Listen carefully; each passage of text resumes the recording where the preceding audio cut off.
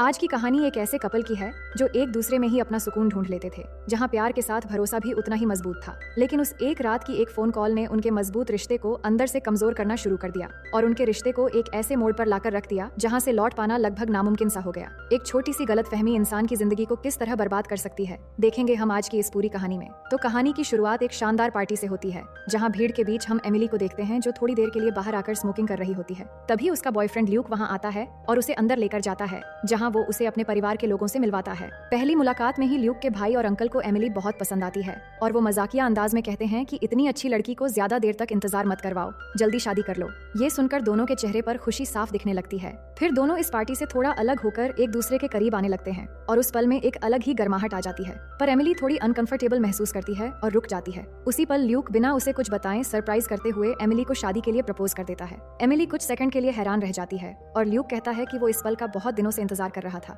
Emily बिना ज्यादा सोचे हाँ कह देती है, क्योंकि वो भी इस पल का लंबे समय से इंतजार कर रही थी। अब उनके लिए पार्टी में रुकना मुश्किल हो जाता है, इसलिए चुपचाप दोनों पीछे के दरवाजे से निकल जाते हैं। असल में वो एक ही कंपनी में काम करते हैं और काफी समय से साथ रह रहे हैं। अगली सुबह जब दोनों उठते हैं तो एमिली अपनी माँ को ये खुशखबरी दे देती है। इसके बाद दोनों ऑफिस के लिए तैयार होते हैं, लेकिन एक खास बात ये है कि उनका रिश्ता वहाँ पूरी तरह छुपा हुआ है। कंपनी के नियम साफ हैं कि किसी भी तरह का रोमांटिक रिश्ता काम की जगह पर मंजूर नहीं है और अगर बात बाहर आई तो नौकरी खतरे में पड़ सकती है। इसलिए घर में वो साथ हैं और ऑफिस में सिर्फ कलीग्स है। दोनों स्टॉक मार्केट से जुड़े एक बड़े ऑफिस में काम करते हैं। ऑफिस पहुंचने के लिए दोनों अलग अलग रास्ता चुनते हैं और लिफ्ट में भी प्रोफेशनल होकर मिलते हैं ताकि कोई कुछ समझ ही न पाए। काम शुरू होते ही दोनों अपनी अपनी जिम्मेदारियों में लग जाते हैं, जहां उन्हें मार्केट का एनालिसिस चेक करना होता है। इसी बीच एमिली को पता चलता है कि ल्यूक को जल्द ही ऑफिस में पीएम की पोजीशन मिलने वाली है। ये सुनकर वो बिना देर किए ल्यूक के पास जाती है और उसे बधाई देती है। उसके चेहरे से साफ झलकता है कि वो सच में उसकी प्रमोशन से खुश है। शाम को घर लौटकर दोनों इस खुशी को सेलिब्रेट करते हैं और एक दूसरे के साथ वक्त बिताते हैं। ल्यूक को लगता है कि उसकी मेहनत आखिर कामयाब हो ही गई। अब तक सब कुछ सही चल रहा होता है और इसी भरोसे में दोनों सोचते हैं कि अब अपने रिश्ते को छुपाना ठीक नहीं है। वो तय करते हैं कि जल्द ही सबको बता देंगे और शादी की तैयारी भी शुरू करेंगे। लेकिन उसी रात एक कॉल एमिली की जिंदगी का रुख बदल देता है। एक कॉलीग उसे मिलने के लिए बुलाता है और एमिली बिना ज्यादा सोचे उससे मिलने एक कैफे में पहुंच जाती है। वहां पहुंचते ही वो चौंक जाती है, क्योंकि वहां उसका कोलिग नहीं बल्कि उसका बॉस बैठा था। असल में बॉस खुद एमिली से बात करना चाहता था। बातचीत शुरू होती है और बॉस एमिली के करियर और उसकी गोल्स के बारे में जानने की कोशिश करता है और समझाता है कि आगे बढ़ने के लिए सिर्फ मेहनत काफी नहीं होती, सही समय और मजबूत इरादा भी जरूरी होता है। फिर वो कहता है कि उसे एमिली में खास काबिलियत और कंसिस्टेंसी दिखती है, इसलिए कंपनी की अगली बड़ी पोजीशन वो उसे देना चाहता है, यानी पीएम की पोजीशन। ये सुनकर एमिली खुश तो होती है, लेकिन थोड़ी हैरान भी होती है, क्योंकि सबको लगता था कि ये मौका ल्यूक को मिलेगा। वो मना नहीं कर पाती और चुपचाप वापस लौट आती है। घर पहुंचते ही ल्यूक उससे पूछता है कि इतनी देर तक कौन था, तो एमिली सच्चाई बता देती है कि उसे बॉस ने बुलाया था। और जब वो ये कहती है कि प्रमोशन उसे मिला है तो माहौल अचानक बदल जाता है। ल्यूक के लिए ये बात आसान नहीं थी, लेकिन वो उसे गले लगाकर कहता है कि शायद तुम्हारी काबिलियत को पहचाना गया है और इससे मैं बहुत खुश हूँ। बात वहीं खत्म हो जाती है, लेकिन अगले दिन ऑफिस में माहौल अलग दिखने लगता है। कुछ लोग एमिली की तारीफ करते हैं, लेकिन कई लोग पीछे से बातें बनाते हैं। एमिली सब अनसुना करके अपने काम पर ध्यान देती है। फिर ऑफिस के बाद उसकी माँ का फोन आता है, जो सगाई की पार्टी की बात करती है, लेकिन एमिली उन्हें रोक देती है क्योंकि अभी सब कुछ बहुत सेंसिटिव है। शाम को जब वो घर लौटती है तो ल्यूक वहाँ नहीं होता और उसका फोन भी बंद आता है। एमिली समझ जाती है कि वो परेशान है और उसे ढूंढते हुए एक कैफे में पहुंचती है, जहाँ ल्यूक अकेले बैठा होता है। वो उसके पास जाकर बैठती है और उसे समझाने की कोशिश करती है कि उसका समय भी आएगा और उसकी प्रमोशन के लिए वो खुद हेल्प करेगी। लेकिन ल्यूक कहता है कि वो अपनी मेहनत से ही आगे बढ़ना चाहता है और खुद को पॉजिटिव दिखाते हुए दोनों साथ में ड्रिंक करते हैं। इसके बाद ल्यूक पूरी तरह अपने काम में डूब जाता है। देर रात तक काम करना, खुद को बेहतर बनाने की कोशिश करना, सब कुछ उसका पहले से तेज हो जाता है। एमिली भी उसकी मदद करती है और उसकी रिपोर्ट्स आगे बढ़ाने की कोशिश करती है ताकि वो बॉस के नजरों में आए और उसे भी प्रमोशन मिले। पर बॉस साफ कह देता है कि ल्यूक में अभी वो बात नहीं है, इसलिए एमिली उसे बढ़ावा देने की कोशिश न करे। ल्यूक का काम है एमिली के बताए रास्ते पर चलना, न कि रास्ता दिखाना। ये बात ल्यूक को अंदर तक चोट पहुंचाती है और यहीं से उसके अंदर एक बेचैनी शुरू हो जाती है। इसके बाद से धीरे धीरे दोनों के बीच की बराबरी टूटने लगती है और ल्यूक के मन में ये फर्क गहरा होने लगता है। अब ल्यूक खुद को और इम्प्रूव करने लग जाता है और नई नई चीजें सीखने लगता है ताकि खुद की काबिलियत को प्रूव कर सके। इसी दौरान एक रात एमिली पार्टी से लौटती है और थोड़ी नशे में होती है। ल्यूक जानता है कि वो बॉस के साथ थी, इसलिए ज्यादा सवाल नहीं करता, लेकिन एमिली उसे बताती है कि बॉस उसके काबिलियत पर डाउट करता है। ल्यूक कहता है कि उसे फर्क नहीं पड़ता, लेकिन सच ये है कि ये बात उसे अंदर ही अंदर परेशान कर रही थी। इसके बाद एमिली ल्यूक के करीब आने की कोशिश करती है, पर वो आज बहाना करके मना कर देता है। फिर एक दिन ल्यूक बस से ऑफिस जाता है, जबकि एमिली कंपनी की कार में आती है और बॉस के साथ हंसते हुए दिखती है। ये सब देखकर ल्यूक को अंदर से गुस्सा आता है, लेकिन वो खुद को शांत रखता है। अब सिचुएशन ऐसी हो जाती है कि ल्यूक एमिली के साथ बाहर जाना ही बंद कर देता है और हर बार कोई न कोई बहाना बना देता है। एमिली अकेले वक्त बिताने लगती है, जबकि ल्यूक खुद को काम में लगाए रखता है। एक रात एमिली उसके लिए कुछ स्वीट्स लेकर आती है, लेकिन वो ये कहकर मना कर देता है कि उसका मन नहीं है। दूरी साफ दिखने लगती है और इसी तरह वक्त बीतने लगता है। इसी बीच एक दिन एमिली ल्यूक के सजेशन पर एक कंपनी में इन्वेस्ट कर देती है और एनालिटिक्स चेक भी नहीं करती। शुरुआत में सब ठीक लगता है, लेकिन कुछ ही घंटों में स्टॉक मार्केट पलट जाता है और कंपनी को बहुत बड़ा नुकसान हो जाता है। ये झटका बहुत बड़ा होता है और एमिली गुस्से में ल्यूक पर सवाल उठाती है, क्योंकि उसने ल्यूक के एनालिसिस के बेसिस पर इन्वेस्ट कर दिया था। वहीं बॉस भी सारा गुस्सा एमिली पर निकालता है और उसे बेवकूफ कहकर गाली भी देता है, पर एमिली पीछे नहीं हटती। वो जिद पर आ जाती है और अपने बॉस से सीधी नजर मिलाकर कहती है कि जो नुकसान हुआ है इसे वो खुद पूरा करेगी और हालात पलट कर दिखाएगी। इसके बाद वो पूरी तरह अपने काम में बिजी हो जाती है, जैसे बाकी दुनिया उसके लिए मायने ही नहीं रखती।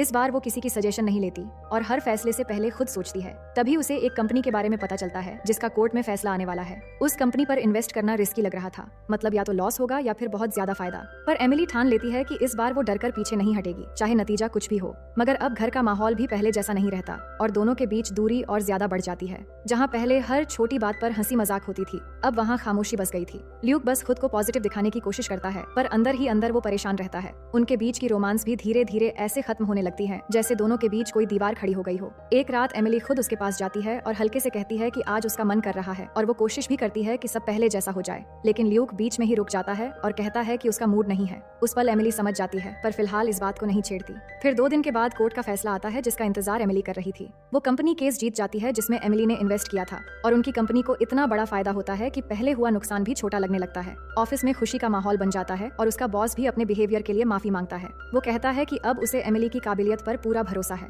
और इतना ही नहीं, वो इस डील के लिए उसे $6 लाख का कमीशन भी देता है। एमिली ये देखकर खुश हो जाती है और तुरंत ल्यूक को मैसेज करती है कि आज बाहर चलते हैं और इस जीत को साथ में मनाते हैं, लेकिन ल्यूक ना जवाब देता है और ना ही उसकी तरफ ध्यान देता है। उसी दौरान उसका बॉस कहता है कि चलो आज पब में जाकर अच्छे से सेलिब्रेट करते हैं। एमिली कुछ पल सोचती है कि अगर ल्यूक नहीं आना चाहता तो उसे मजबूर नहीं करेगी और वो बॉस के साथ जाने के लिए तैयार हो जाती है। फिर रात को जब वो पार्टी से लौटती है तो हल्का नशा उसके चेहरे पर साफ दिखता है। ल्यूक उसे देखता है और उसके चेहरे पर नाराजगी झलकने लगती है। एमिली उसके करीब जाती है और प्यार से उसे शांत करने की कोशिश करती है, पर ल्यूक मना कर देता है और कहता है कि तुम अभी होश में नहीं हो। उसी दौरान एमिली मजाक में एक बात कहती है कि आजकल तुम एक लूजर की तरह दिखने लगे हो। बस यही बात ल्यूक के अंदर आग लगा देती है और वो गुस्से में फट पड़ता है। वो कहता है कि जैसे ही तुम्हें पैसे और ताकत मिली तुम अपने बॉस के साथ घूमने लगी। तुम्हें लगने लगा कि तुम अब किसी से कम नहीं हो। तुम मर्दों के साथ घूमकर ये भूल गई हो कि एक समझदार लड़की का बिहेवियर किस तरह होना चाहिए। और आखिर में उसे रखेल भी बोल देता है, जो सुनकर एमिली अंदर तक हिल जाती है और उसे एहसास हो जाता है कि अब ये सिर्फ नौकरी या प्रमोशन की बात नहीं रही, बल्कि एक ऐसी लड़ाई बन चुकी है जिसमें दोनों एक दूसरे को नीचे गिराने लगे हैं। अगले दिन ऑफिस का माहौल भी अजीब सा हो जाता है, क्योंकि लोग एमिली और उसके बॉस के साथ बिताई रात को लेकर तरह तरह की बातें करने लगते हैं। ये बातें धीरे धीरे ल्यूक के कानों तक पहुंचती हैं और उसके अंदर गुस्सा और ज्यादा बढ़ जाता है। उसी दौरान उसे पता चलता है कि कंपनी में एक और पीएम की जगह खाली हुई है। अब उसके अंदर बेचैनी इतनी बढ़ जाती है कि वो सीधे बॉस के केबिन में पहुंच जाता है। वहाँ वो लगभग हाथ जोड़कर कहता है कि मैंने हमेशा आपकी तरह बनने की कोशिश की है, मैंने मेहनत की है और मैं इस प्रमोशन के लायक हूँ। लेकिन बॉस उसे साफ शब्दों में समझाता है कि ऐसे भीख मांगने से कुछ हासिल नहीं होता और असली काबिलियत दिखानी पड़ती है। फिर भी ल्यूक एक मौका मांगता है, लेकिन बॉस कह देता है कि उस पोजीशन के लिए वो पहले ही किसी और को रख चुका है जो उससे 1000 गुना ज्यादा काबिलियत रखता है। ये सुनते ही ल्यूक के अंदर सब कुछ टूट जाता है और वो गुस्से में ऑफिस छोड़कर चला जाता है। घर पहुंचने के बाद एमिली उसे समझाती है कि उसने उसके लिए दूसरी नौकरी देख ली है, मगर ल्यूक अब इतना टूट चुका होता है कि वो कुछ सुनने को तैयार नहीं होता। तभी एमिली की माँ का फोन आता है और वो सगाई की पार्टी की बात करती है, लेकिन एमिली कहती है कि अभी उनके बीच सब ठीक नहीं है। उसी समय एमिली के फोन पर उसके बॉस का कॉल आता है तो ल्यूक उसे उठाने से मना कर देता है और गुस्सा करता है कि कोई भी बॉस इतनी रात को कॉल नहीं करता, वो तुमसे कुछ और चाहता है।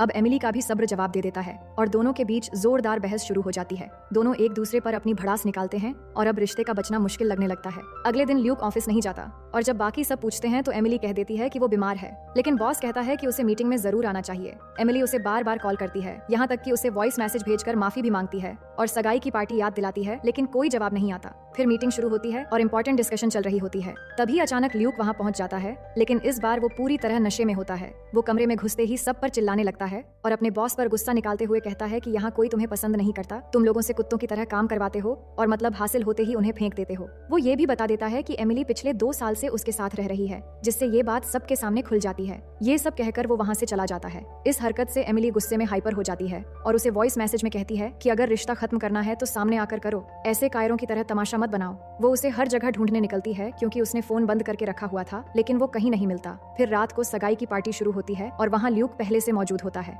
जैसे ही एमिली वहाँ पहुँचती है तो ल्यूक सबके सामने उसे नीचा दिखाने लगता है। दोनों की फैमिली और बहुत सारे रिश्तेदार वहाँ मौजूद थे। ल्यूक सबके सामने कहता है कि एमिली की नौकरी और प्रमोशन उसकी काबिलियत से नहीं बल्कि उसकी खूबसूरती से मिला है। ये सुनकर एमिली भी गुस्से में जवाब देती है और दोनों के बीच झगड़ा बढ़ जाता है। लेकिन जब ल्यूक हद पार करते हुए उसके और उसके बॉस के बारे में गलत बातें कह देता है तो एमिली गुस्से में उसके सर पर बोतल मार देती है और वहाँ से चली जाती है। ल्यूक उसके पीछे पीछे वॉशरूम तक जाता है और वहाँ पर भी दोनों के बीच आर्ग्यूमेंट्स होते हैं। एमिली उसकी खामियां गिनाने लगती है कि वो किस तरह का लूजर है और वो इमोशनल हो जाती है कि वो इतने दिनों तक उसे सपोर्ट कर रही थी क्योंकि वो उसे दिल से चाहती थी। ल्यूक भी उसकी जज्बातों के आगे हार जाता है और प्यार जताते हुए खुद आगे बढ़कर उसे किस करने लगता है। एमिली भी उस पल में खो जाती है कि शायद इसके बाद सब कुछ ठीक हो जाएगा, लेकिन ल्यूक का प्यार अचानक जबरदस्ती में बदल जाता है, जैसे वो अपना सारा फ्रस्ट्रेशन निकाल रहा हो। इससे एमिली के सर पर चोट भी लग जाती है और इस गंदी बर्ताव से वो बुरी तरह टूट जाती है। एमिली समझ जाती है कि ल्यूक किस तरह का घटिया इंसान है। अगले दिन ऑफिस में एमिली अपने बॉस से कहती है कि ल्यूक उसके पीछे पड़ा हुआ था और उसकी इमेज खराब करने के लिए अफवाहें फैला रहा था। वो कहती है कि वो उसकी कामयाबी से जल गया था और इसी वजह से उसने ये सब किया। बॉस उसे समझाता है कि अब ल्यूक का करियर खत्म हो चुका है, इसलिए उसे छोड़कर एमिली को अपने फ्यूचर पर ध्यान देना चाहिए। इसके बाद एमिली अपार्टमेंट में लौटती है और देखती है कि ल्यूक अपना सामान बांध रहा है, जैसे वो हमेशा के लिए जाने वाला हो। एमिली उससे बात करने की कोशिश करती है। वो गुस्से में कहती है कि मुझसे माफी मांगो। जब ल्यूक चुप रहता है तो एमिली गुस्से में एक चाकू उठा लेती है और कहती है कि तुमने मेरी जिंदगी बर्बाद कर दी और सबके सामने मेरी बेइज्जती की। ये कहकर वो उसके हाथ पर वार कर देती है और उसे घुटनों पर बैठने को कहती है। ल्यूक अब पूरी तरह टूट चुका होता है और रोते हुए कहता है कि उससे बहुत बड़ी गलती हो गई। उसे समझ नहीं आया कि वो अपने गुस्से और जलन में इतना नीचे गिर जाएगा। एमिली भी रो पड़ती है क्योंकि वो उसे सच में चाहती थी, लेकिन इस बार वो उसे माफ नहीं करती। उसने इस रिश्ते को बचाने की बहुत कोशिश की, पर ल्यूक के ईगो के सामने ऐसा ना हो सका। उसे समझ आ चुका था कि कुछ लोग कभी नहीं बदलते, चाहे वो उनका अपना ही क्यों ना हो। वो जानती थी कि ल्यूक कभी ये नहीं मान पाएगा कि वो उससे आगे निकल गई है और इसी कड़वे सच के साथ वो उसे वहाँ से जाने के लिए कह देती है और यहीं पर ये कहानी खत्म हो जाती है। तो दोस्तों, आप हमें कमेंट करके बताओ कि दोनों में से सबसे बड़ी गलती किसकी थी। उम्मीद करती हूँ कि ये कहानी आपको बहुत पसंद आई होगी।